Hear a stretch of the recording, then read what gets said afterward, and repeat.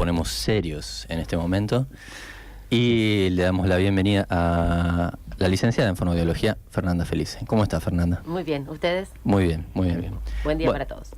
Bueno, sos autora de 2 libros. Uno todavía no salió, ¿puede ser? Está en proceso. A fines de mayo lo vamos a presentar. Muy bien. El que sí salió, creo que no estoy equivocado, es El tiempo de ser niñas y niños. Exacto, ¿sí? Eso fue el año pasado. Relatos y reflexiones acerca de la comunicación, el lenguaje y el aprendizaje escolar en tiempos de infancia, ¿sí? Así es. Bueno, y el que está por salir, decimos, es Cuentos desobedientes, cuentos para cuidar las infancias, ¿sí? Sí, ese es un libro de literatura pensado para las niñas y los niños. Bien, o sea que vos trabajás con infancias. Sí, yo soy fonoaudióloga y trabajo con niñas, niños y adolescentes que tienen fundamentalmente dificultades en la comunicación, en el lenguaje y el aprendizaje. Bien. Así que bueno, cuando escribo para los grandes también estoy pensando en los chicos y bueno, pero esta vez me animé a escribir para ellos. Bien, mira, de paso, habla un poquito, Martín, yo voy a acomodarle el micrófono. No, a mí, dale. No, me parece interesantísimo toda la temática. No quiero ampliar demasiado, o sea, quiero escucharte y después ir comentando sobre eso.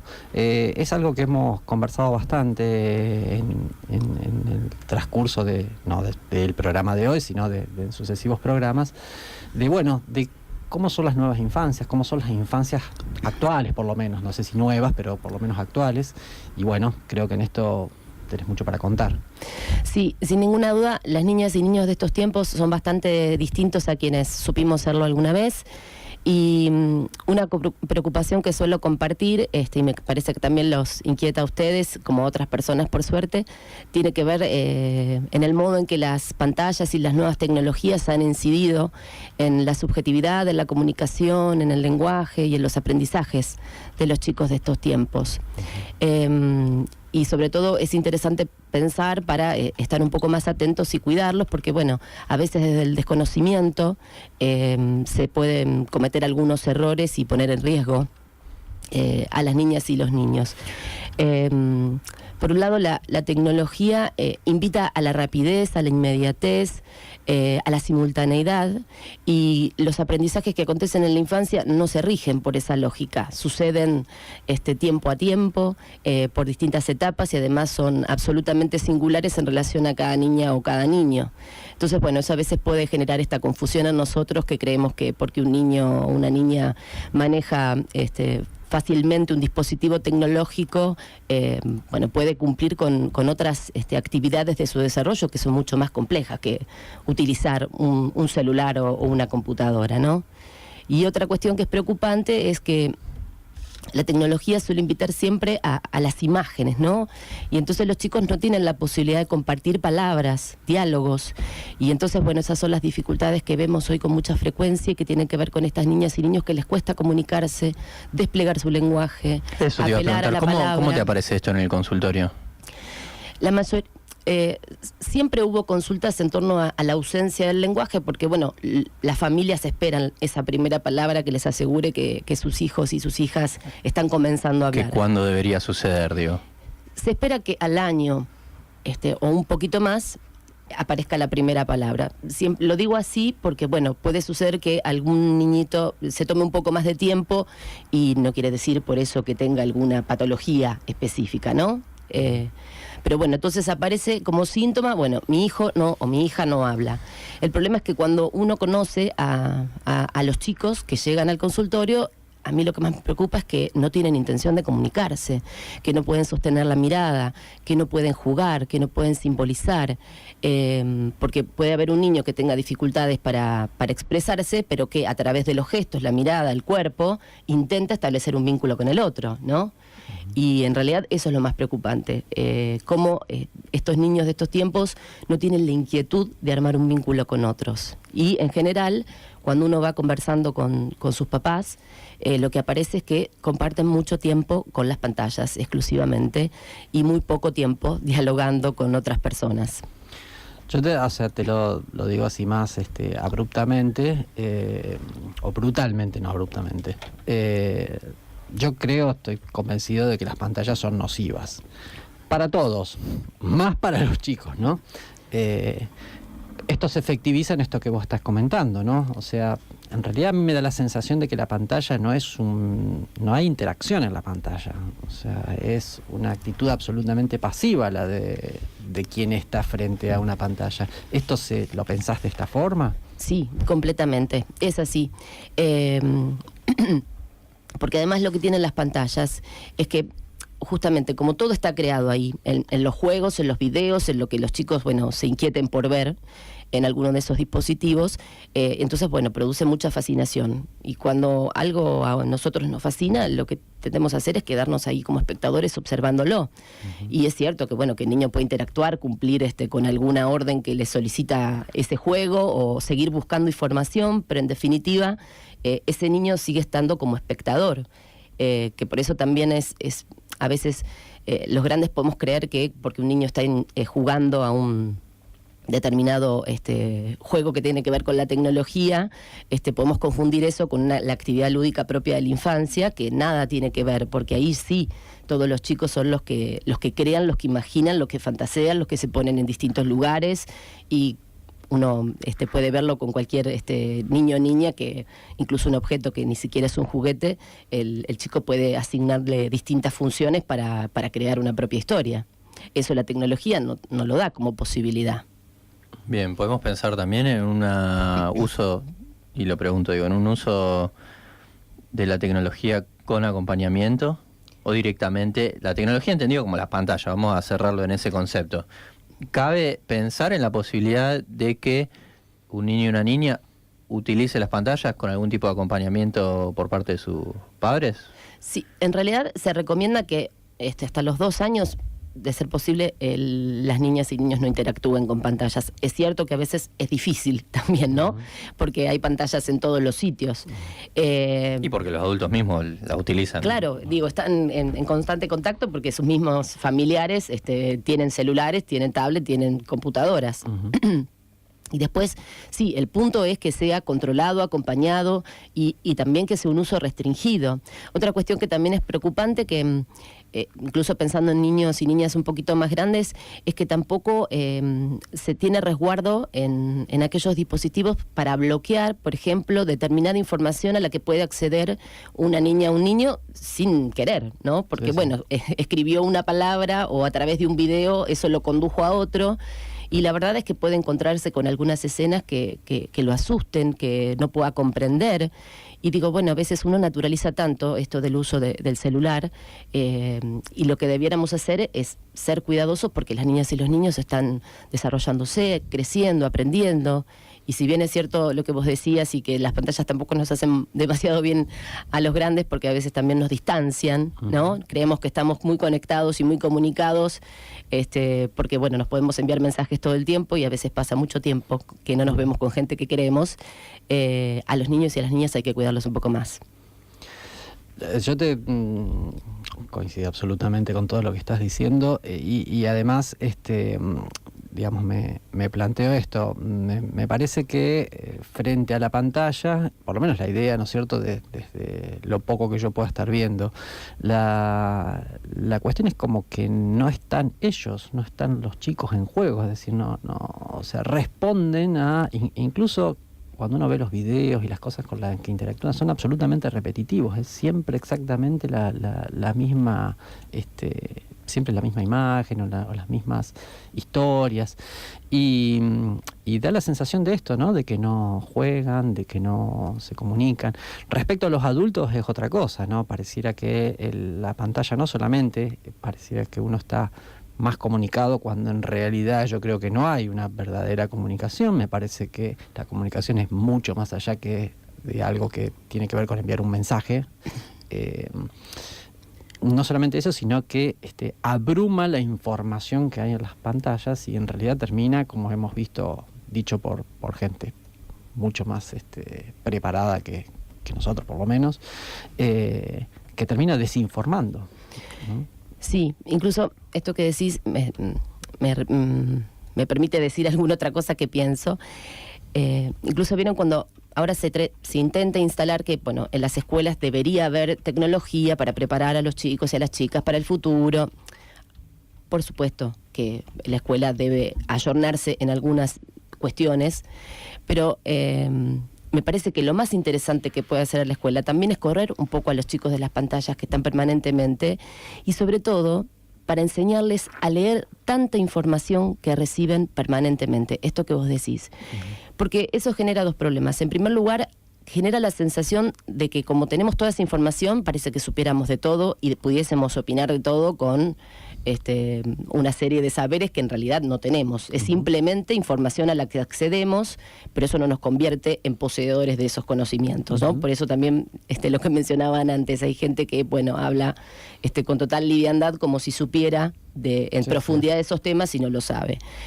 Por supuesto, esto siempre es más riesgoso en las niñas y niños. Y además porque justamente cuando uno está avasallado por tanta información, lo que debe gestar en los chicos es su posibilidad de hacer lecturas críticas, de tomar posición en torno a eso que se dice. Bueno, de esto que se dice, ¿qué acuerdo yo? ¿Con qué no? ¿Sí? Porque ese también es otro riesgo. Esta sobreinformación que en realidad no es construcción de conocimiento y de saber.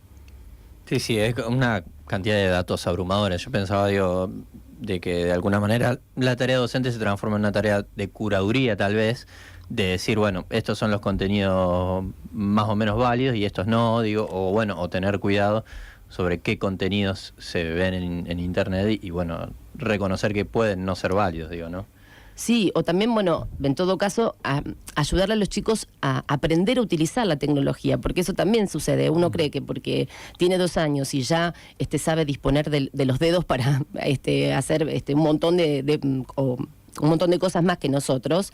Bueno, pero eso no quiere decir que sepan cuáles son las funciones que sí, por supuesto, son valiosas en la tecnología, ¿no? Buscar información que a uno le interesa, comunicarse con otras personas. A veces a mí me pasa, bueno, tengo una sobrina de 16 años y por ahí me dice, tía, ¿cómo se escribe tal palabra en inglés? O me dice, ¿cómo se escribe tal palabra? Y yo digo, y ella está todo el día con el celular y, por ejemplo, no se le ocurre buscar en un diccionario, en un traductor, ¿no? Y bueno, siendo una muchacha más grande, que digo que también ahí hay otros riesgos, pero también uno puede enseñarle a los chicos que la tecnología en todo caso puede ayudarnos y es una herramienta que nos permite aprender algunas otras cosas. Te pregunto esto de qué es, a ver, me imagino que por un lado posiblemente te lleguen consultas o pacientes, casi casos, como quieras llamarlo. Pero me imagino que también hay otras instancias a las que se recurre por diferentes problemas. Me imagino, qué sé yo, psicólogos, psicopedagogos. ¿Cuáles son los signos? ¿Qué cosas ustedes entreven que están vinculados a esto que tan puntual que vos planteás?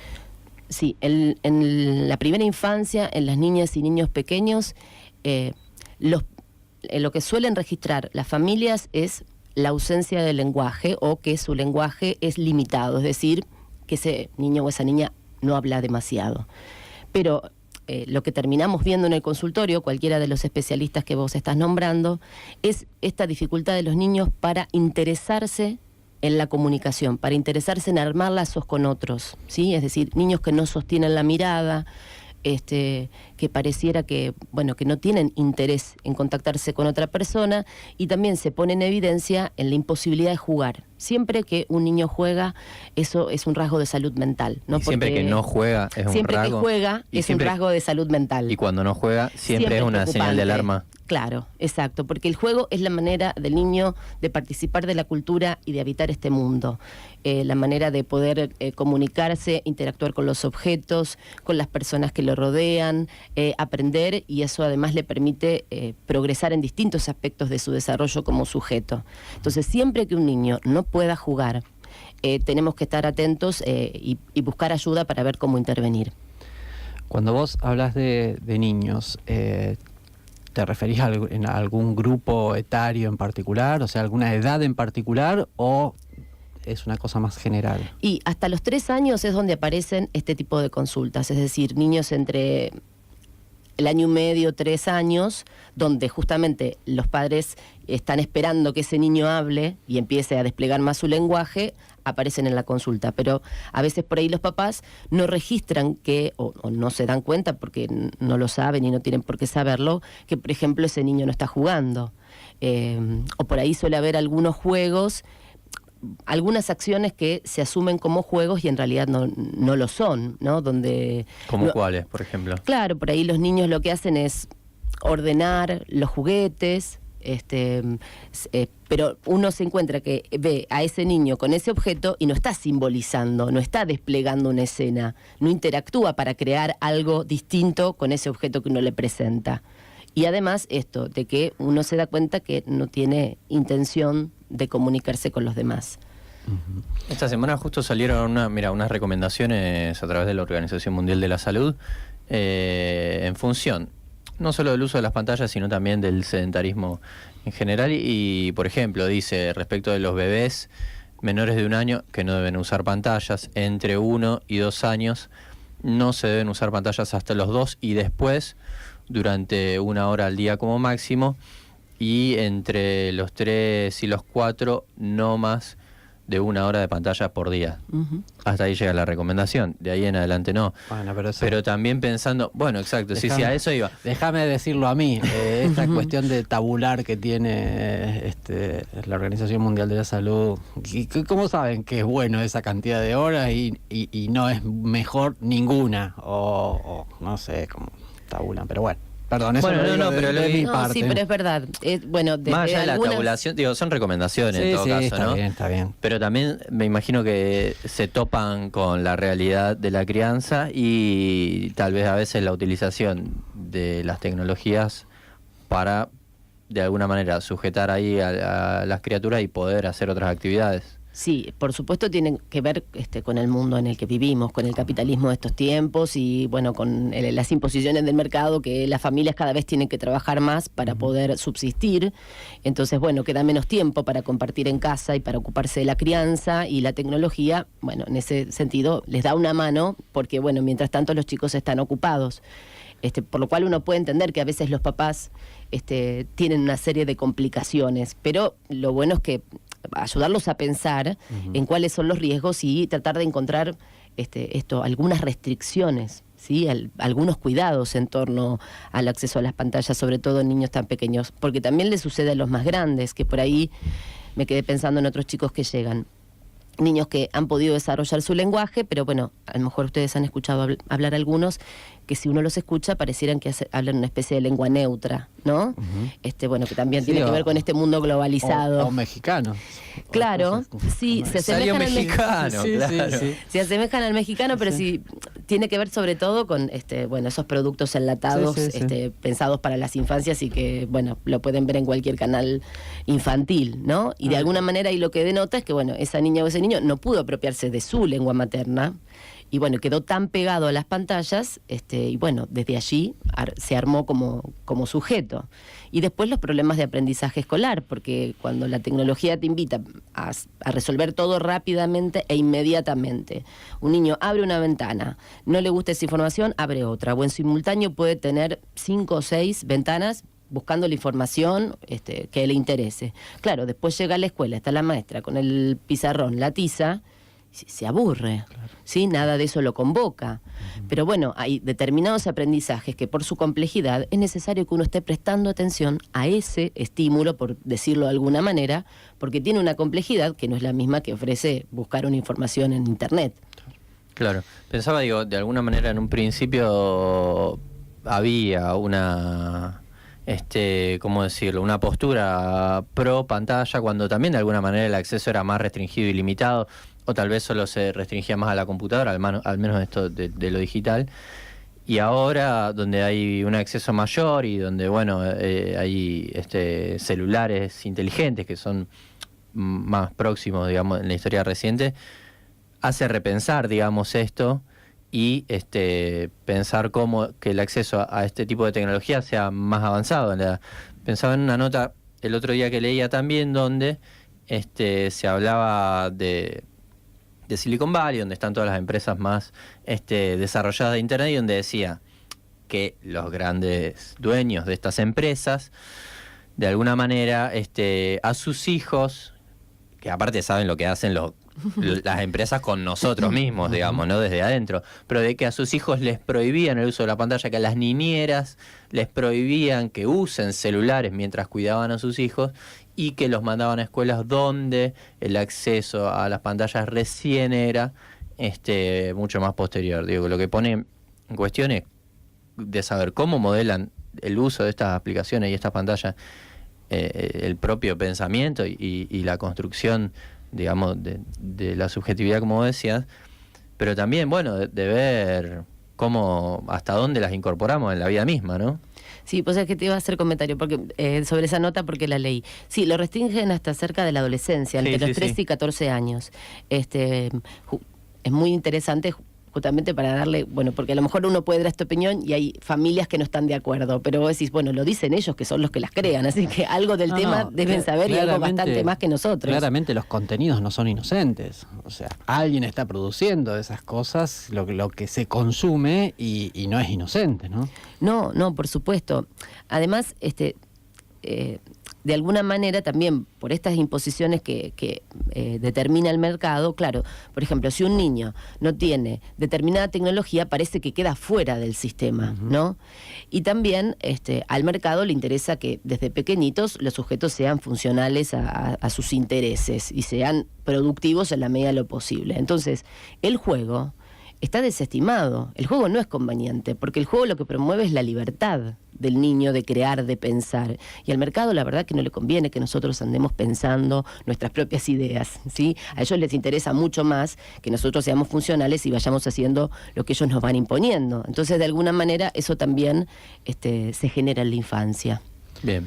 Yo te quiero preguntar una cosita más, que sé que es un tema complejo, para decirlo de alguna forma amigable, y bueno, no sé si está específicamente, creo que está vinculado, pero no sé si específicamente vos desarrollás sobre esto, que es el autismo. ¿Qué es el autismo o qué interpretación puede haber del autismo? Bueno, yo te voy a dar mi mirada porque es una temática muy compleja. Y hay dos perspectivas. Yo voy a empezar por la que considero yo que es así. El autismo es una problemática significativa de los primeros tiempos de infancia y donde la causa tendría que ver con una problemática en el orden de la subjetividad, es decir, en la posibilidad de esa niña o ese niño para constituirse como un sujeto distinto a los demás. Y lo que aparece en evidencia como sintomático es las dificultades para comunicarse, para establecer lazo con las otras personas, porque puede suceder que un niño haya desarrollado su lenguaje, pero el lenguaje no le sirve para comunicarse con los demás, ¿sí? O puede ser que no haya logrado desarrollar su lenguaje, entonces no cuente con palabras. Pero lo más relevante es la imposibilidad o la dificultad para comunicarse e interesarse en construir lazos con los demás, y siempre aparece esto del jugar. El jugar y el simbolizar están ausentes. Hay otras perspectivas teóricas que están fundamentalmente sostenidas por los manuales de los trastornos mentales, que lo llaman trastorno del espectro autista, TEA, lo deben haber escuchado nombrar, porque se replica por todas las redes sociales y medios de comunicación, donde lo riesgoso es que, como todos los trastornos que proponen estos manuales, todo se circunscribe a la neurobiología y a la genética, ¿no? Entonces, ante la dificultad que fuera, en este caso para poder comunicarse, bueno, el problema está en el cerebro o en los genes de las niñas y los niños. Y no vamos a negar que ante la complejidad que implica comunicarse o desarrollar el lenguaje, hay distintos factores que intervienen, y por supuesto también interviene lo orgánico, pero ¿cómo aprenden las niñas y los niños a comunicarse? Estableciendo lazo con otros, dialogando, conversando. Entonces, realmente parece un disparate que quieran adjudicarle a una problemática tan significativa una causa exclusivamente neurobiológico-genética, ¿no? Y esos son los riesgos. Y sobre todo porque justamente de lo que estamos hablando, niñas y niñas que ven sus rostros más reflejados en pantallas que en la cara de que en la cara de sus seres queridos, y que te presentan estas dificultades, ¿cuál es el riesgo? Bueno, todos tienen TEA. Entonces parece que hay una epidemia y se considera que esto es una enfermedad. Y eso tiene dos riesgos. En primer lugar, se estigmatiza al niño tempranamente, porque un niño puede presentar una dificultad que es parte de ese momento del desarrollo y no quiere decir que no la pueda superar, ¿no? Pero ahí ya queda con el rótulo, es autista, tiene TEA, ¿sí? No se llama más Juan, Pedro ni María. Y lo otro es que desde esta perspectiva se invita a que los adultos nos desimpliquemos, porque si el problema está en el cerebro o en los genes, pareciera que madres, padres, maestros y adultos no tenemos mucho más que hacer, ¿no? Uh-huh. El problema es exclusivamente del niño. Entonces, me parece muy peligroso, porque siempre somos responsables de lo que le sucede a las infancias. Te hago 2 consultas sobre esto. Si uno se encuentra con intuye que hay alguna problemática de esta naturaleza, lo que vos estás comentando, y no vas por el lado del TEA. O sea, no vas por la interpretación, digamos, orgánica del proceso. ¿A dónde acudís? O sea, ¿cómo sabés con quién tenés que hablar? ¿Hay lugares? ¿Cómo se sabe eso? Por suerte hay muchos profesionales que trabajan con seriedad y digo desde... Perdón, te lo pregunto porque lo veo como una problemática frecuente y en realidad el que desconoce, en realidad escucha lo primero que se le encuentra y en general, y esto lo voy a decir yo que soy médico, acuden al médico. Sí. Y la realidad es que la mayoría de los médicos van por el lado más de lo orgánico que de la subjetividad. Es una consideración mía, que es fundada solamente en mi observación. No sé si hay estadísticas. Pero es muy acertada. Porque la formación médica, más allá de las transformaciones que ha habido, sigue estando bastante pensada en lo orgánico, en lo biológico y en la medicación como modo de resolución, ¿no? Uh-huh. Más allá de que, por supuesto, ha habido transformaciones, pero bueno, algo de eso sigue en el imaginario colectivo de quienes son médicas y médicos. En realidad, si un niño tiene una dificultad para comunicarse o expresarse, debería hacer una consulta a una fonoaudióloga o fonoaudiólogo, ¿sí? A partir de ahí, bueno, por supuesto, puede haber distintas intervenciones, porque a lo mejor, de acuerdo a lo que está sucediendo, es necesario que intervenga una psicóloga o un psicólogo, ¿no? Uh-huh. Bueno, digo, eso se ve en cada circunstancia en particular. Otro problema que tenemos con muchos pediatras es que hay que darle tiempo. Sí, hay que darle tiempo a los niños para que puedan comunicarse y hablar, pero uno no pierde nada haciendo una consulta y quedándose tranquila si ese niño está siguiendo parámetros relativamente esperables, si hay que hacer un seguimiento, si hay que estar atentos, si se le puede dar una sugerencia a las familias, que directamente esperar, ¿no? Que el tiempo transcurra y no, sin ningún acompañamiento. Y respecto a lo que vos me preguntás, es difícil porque, bueno, hay muchas personas que trabajan con mucho respeto y que consideran que las niñas y los niños son sujetos, y hay muchos otros que tienen esta perspectiva netamente biologicista. Pero por eso te pregunto, ¿hay alguna instancia de referencia que estén, digamos, agrupados en algún lugar, algo que uno pueda saber, bueno, a dónde te puedo referir, a qué lugar? Y, por ejemplo, el Fórum Infancias Red Federal, que está en Buenos Aires, ha establecido, por suerte, distintas redes en todo el país, incluso ha llegado a Brasil y a México. Aquí en Rosario hay un grupo de compañeras que constituyen el Fórum Infancias de Rosario, en la provincia de Santa Fe, y bueno, tienen su página en Facebook, como también lo tiene la gente de Buenos Aires, donde comparten información valiosa, artículos, jornadas, que tienen que ver con la formación de los docentes y profesionales de la salud, pero la verdad que es cierto que si alguna familia tuviese una inquietud, puede consultarles y enviarles un mensaje y seguramente van a poder direccionarlos hacia alguien que trabaje desde esta perspectiva más respetuosa. Bien. Y perdona, lo último que se me escapaba. Respecto a los tiempos, que era lo que vos decías, porque también pareciera desde esta lectura, ya te digo, más biologicista, que es urgente llegar a un diagnóstico y a un tratamiento. Uh-huh. ¿Eso lo interpretan de la misma forma o se interpreta de la misma forma?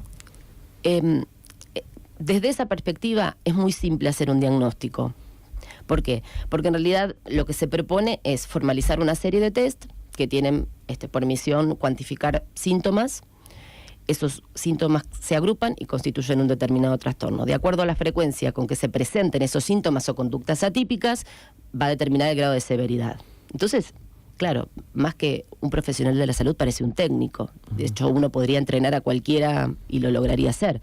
Pero cuando uno entiende que la clínica, y sobre todo la instancia de evaluación y diagnóstico, tiene que ver con una tarea investigativa, interpretativa, y que estamos trabajando con niñas y niños pequeñitos, y que tenemos que trabajar también con sus padres para poder historizar y contextualizar a ese niño y entender lo que le está pasando, no es tan simple realizar un diagnóstico. Y hay que ir tomándose el tiempo para hacerlo con prudencia y con seriedad, por lo menos en mi opinión. Y a partir de ahí, pensar cuáles son las estrategias de intervención y que van a tener que ver con cada niña o niño en particular. Eso pensaba yo también, digo, y tal vez para ir cerrando, pero bueno, para, de alguna manera, ¿qué recomendación se le pueden dar a los padres que tengan alguna preocupación y los que no, respecto de cómo vincularse también con sus hijos, hijas, y cómo, de alguna manera, correr para un lado de las pantallas para centrarnos en el tema más específico, y por el otro lado, cómo generar este vínculo que haga que después de ese niño se pueda desarrollar mucho mejor a la hora de generar otros vínculos fuera de la familia? Sí, empezamos el programa diciendo que las niñas y los niños son distintos de lo que los que fuimos alguna vez, pero hay algo que es de las infancias de todos los tiempos, y ellos siguen disfrutando de lo mismo que disfrutábamos nosotros, de encontrarnos con un adulto que nos dedica tiempo, que nos cuenta un cuento, que nos cuenta una historia, que comparte un juego con nosotros, que está presente, que nos sostiene con la mirada, en la medida de las posibilidades de lo que pueda hacer cada familia. Porque así como hablamos de ser respetuosos en las intervenciones que se hacen con cada niño en particular, tampoco hay una receta mágica para que todas las familias la lleven adelante. Pero los chicos siguen necesitando eso, encontrarse con su papá y con su mamá, sabiendo que están disponibles ahí para compartir palabras, gestos, miradas, cuentos, historias y juegos. Y un poco menos de pantallas. Bien. Bueno, muchas gracias a Fernanda Felice por estar acá. Gracias a ustedes. Docente y licenciada en fonobiología. Decimos, autora de 2 libros. Cuentos desobedientes, cuentos para cuidar las infancias. Está por salir. ¿Qué van a encontrar ahí? Ahí van a encontrar 10 historias, son 10 cuentos que tienen que ver con por un lado abordan temáticas relacionadas con el respeto por las diferencias, la inclusión, el valor de la palabra para resolver conflictos, y algunos temas que también tienen que ver con la ESI, porque bueno, se abordan, se ponen en cuestionamiento los roles que se le imponen tempranamente a las niñas y los niños, por el hecho de ser varones o mujeres. Bueno, algo de eso van a encontrar. Muy bien. Y para quienes quieran también, el tiempo de ser niños y niñas, digo, para que te sigan leyendo, ¿qué encuentran en ese libro que ya está publicado? Bueno, ahí van a encontrar algunas de las cuestiones que estuvimos conversando, cuestiones que tienen que ver con la comunicación en estos tiempos de la era tecnológica, como pensar a la complejidad del proceso de aprendizaje escolar, de la alfabetización y el desarrollo del lenguaje. Van a encontrar también historias, porque a veces tomo historias de niñas y niños con los que trabajo para poder adentrarme en temas teóricos que por ahí pueden ser un poco más complejos, y eso puede permitir entender mejor. Recuperar el valor del juego, de la palabra en la infancia, recuperar el valor de la escuela también desde los lugares que estuvimos hablando, donde los niños allí puedan aprender realmente y no nos preocupemos tanto por su rendimiento escolar, sino por los aprendizajes más valiosos que allí suceden. Y por supuesto el cuestionamiento a estas perspectivas biologicistas y a los DCM. ¿Están en todos lados estos libros? ¿A dónde están específicamente? En realidad lo van a encontrar en la librería de Poli Laborde, que es Laborde Editorial. Perfecto. Que está en 3 de febrero 1065. Después vamos a subir el Muy bien. Así que, todo. y vamos a volver a subir esta entrevista a nuestras redes, así que quienes quieran volver a escucharla a Fernanda Felice, que nos vino a acompañar hoy aquí en la radio, van a poder encontrarlo. Fernanda, muchísimas gracias por, también ilustrarnos en estos temas y pensar también cómo vincularnos con los más pequeños. Muchísimas gracias a ustedes, fue un gusto.